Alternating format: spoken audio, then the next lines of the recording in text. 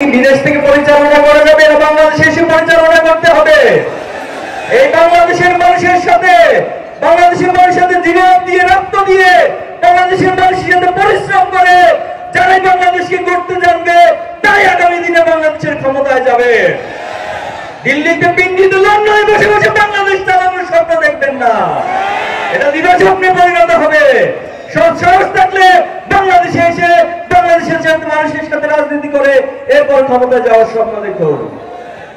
সংগ্রামী উপস্থিতি, ইসলামী ছাত্র শিবির 1977 সাল থেকে আজ পর্যন্ত বাংলাদেশের ছাত্র সমাজকে, যুব সমাজকে নৈতিকভাবে মেধার ভিত্তিতে গড়ে তোলার জন্য আপ্রাণ চেষ্টা চালিয়ে যাচ্ছে।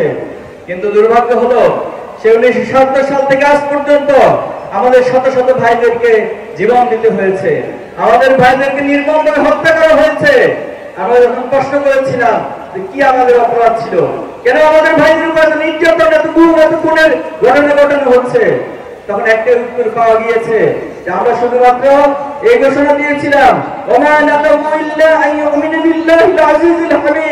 আমরা শুধুমাত্র এক আল্লাহর কাছে আমাদের নিজেদের বিশ্বাসকে সঁপে দিয়েছিলাম। এই অপরাধে আমাদের শহীদ ছাত্রী, শহীদ আয়ুব থেকে শুরু করে আমাদের প্রথম কেন্দ্রীয় সভাপতি শহীদ মীর কাসিম আলী, শহীদ কামরুজ্জামান থেকে শুরু করে শত শত ভাইদেরকে জীবন দিতে হয়েছে। আমাদের শত শত ভাইদেরকে গুম করা হয়েছে, নির্মম নির্যাতন করা হয়েছে রিমান্ডে নিয়ে। অনেক ভাইদের লাশ খুঁজে পাওয়া আছে নদীতে, খালে, বিভিন্ন রাস্তার ধারে। তথাকথিত ক্রস ফায়ারের নামে আমাদের অনেক ভাইদেরকে গুলি করে হত্যা করা হয়েছিল। কিন্তু 2024-এর জুলাই আগস্টের পর অনেকগুলো আইনা ধরা আবিষ্কৃত হয়েছে। কিন্তু দুর্ভাগ্য হলো আমাদের 7 জন ভাইকে এখনো ফিরে আসেনি। আমরা প্রশাসন থেকে শুরু করে বিভিন্ন জায়গায় বারবার বলেছি, তাদের পরিবারকে নিয়ে এসে বিভিন্ন আবেদন উপস্থাপন করেছি, কিন্তু এখনো পর্যন্ত আমাদের সেই ভাইদেরকে কোনো খোঁজ সরকার দিতে পারে নাই। আমরা সরকারকে আহ্বান জানাবো, অতি সত্বর আমাদের ভাইদের এই খোঁজ আমাদের বাংলাদেশের কাছে, তাদের পরিবারের কাছে দিতে হবে। আমাদের অসংখ্য ভাইদেরকে পঙ্গু করে বাড়ির পথ নাই দিয়ে আজকে যে পর্যায়ে এসে দাঁড়িয়েছি, এখন এসে নতুন করে আমাদেরকে ভয় দেখাবো, আমাদেরকে থামিয়ে যাওয়ার রাজনীতি, এই রাজনীতি বন্ধ করতে হবে। যারা আমাদেরকে থামিয়ে দিতে চেয়েছে তারা নিজেরাই ফেলে গিয়েছে। যারা আমাদেরকে নিষিদ্ধ করতে চেয়েছিল তারাই বাংলাদেশের মানুষের। আমরা ঘোষণা দিয়েছি আসসালামু রাব্বিল আলামিন, আমরা শুধুমাত্র এক আল্লাহর কাছে নিজের মাথাকে নত করি।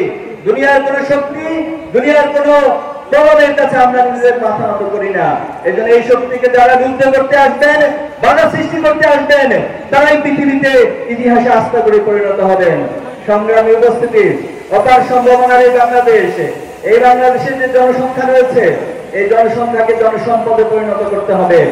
আমাদের দেশে যে ছাত্র সমাজ রয়েছে, এই মেধাগুলো বিভিন্ন দেশে পাচার হয়ে যাচ্ছে।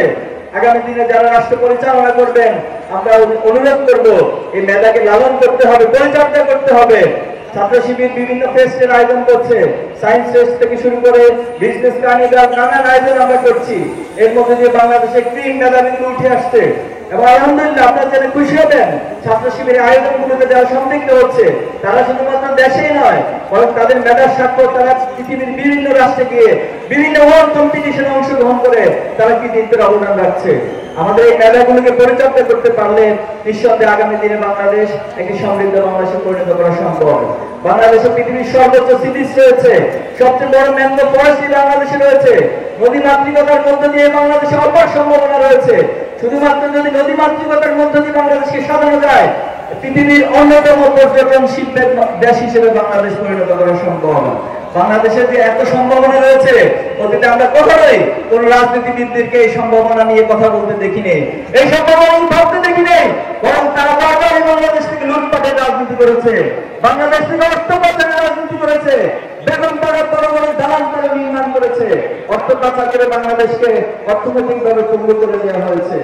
এই জন্য আগামী দিনে বাংলাদেশে যে রাজনীতি হবে, সেই রাজনীতি হবে সমৃদ্ধ বাংলাদেশ গড়ে তোলার রাজনীতি। বাংলাদেশকে গড়ে তোলার রাজনীতি হবে ন্যায় ইনসাফের রাজনীতি। আগামী বাংলাদেশ হবে ন্যায় ইনসাফের রাজনীতি। আগামী বাংলাদেশে কোন ধরনের কাটাছেড়া দল আমাদের নারী এবং বোনদের উপর হামলা চালাচ্ছে, এর চেয়ে নির্লজ্জ কাজ বাংলাদেশের জমিনে জুলাই এবং আগস্টের পরে আর কিছু হতে পারে না। আমরা দেখেছি একটি দল আমাদের কোরআন ক্লাস, কোরআন তালিম প্রোগ্রামে হামলা চালাচ্ছে।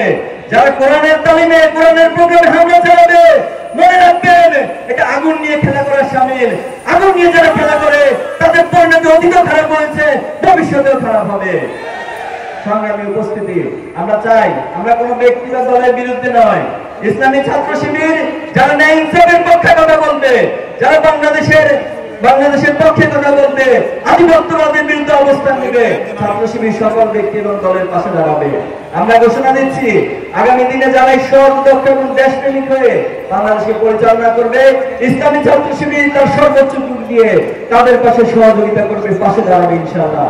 সংগ্রামী উপস্থিতি, আজকে যে ডাক্তার খালেদুজ্জামানের আহ্বানে আমরা এখানে এসেছি, তিনি ইতিমধ্যে এই অঞ্চলে ধানমন্ডি, গুলশান, বনানী, বাসাঙ্কের জন্য সকলে ঐক্যবদ্ধভাবে কাজ করতে প্রস্তুত আছি ইনশাআল্লাহ। তিনি শুধুমাত্র রোগীর সেবা নয়, আলহামদুলিল্লাহ তিনি প্রমাণ করেছেন তিনি সমাজ সেবা এবং মানবতা সেবায় অগ্রগামী হিসেবে ভূমিকা রাখতে সক্ষম ইনশাআল্লাহ। আমরা মা বোনদের উদ্দেশ্যে বলতে চাই, ইসলামের ইতিহাসে মা বোনেরা অনেক বড় ভূমিকা রেখেছে, জিহাদের ময়দানে ভূমিকা রেখেছিলেন এবং ইসলামকে প্রচার প্রসারে, ইসলামের জ্ঞান চর্চায় হযরত আয়েশা রাদিয়াল্লাহু তাআলা ভূমিকা রেখেছিলেন। সবচেয়ে বড় বিষয় হচ্ছে আল্লাহ রাসূল সাল্লাল্লাহু আলাইহি ওয়াসাল্লামের সময় যিনি প্রথম শহীদ হয়েছিলেন সুমাইয়া রাদিয়াল্লাহু তাআলা আনহা।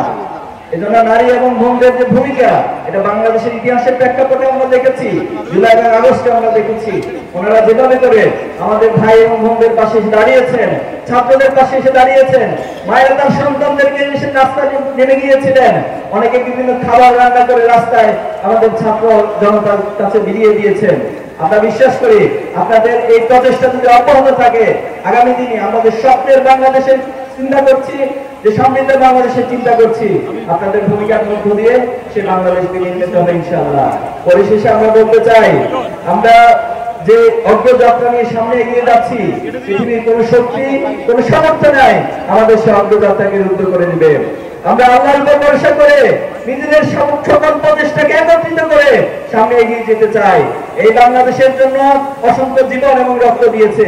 আমরা চাই না এই বাংলাদেশের জন্য আর কোনো জীবন চলে যাক, আর কোনো মায়ের মুখ খালি হোক, আর কোনো সময় নষ্ট হোক। অনেক সময় নষ্ট করা হয়েছে।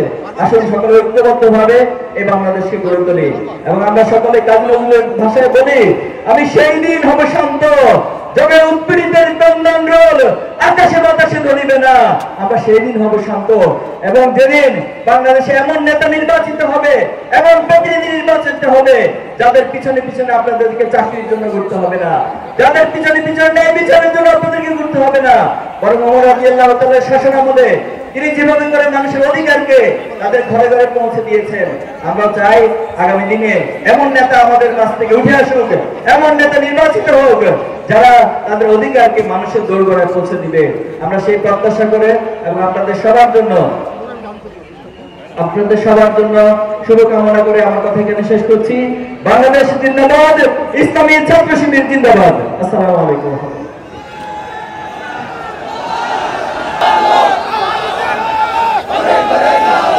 সংগ্রামী উপস্থিতি, আজকের এই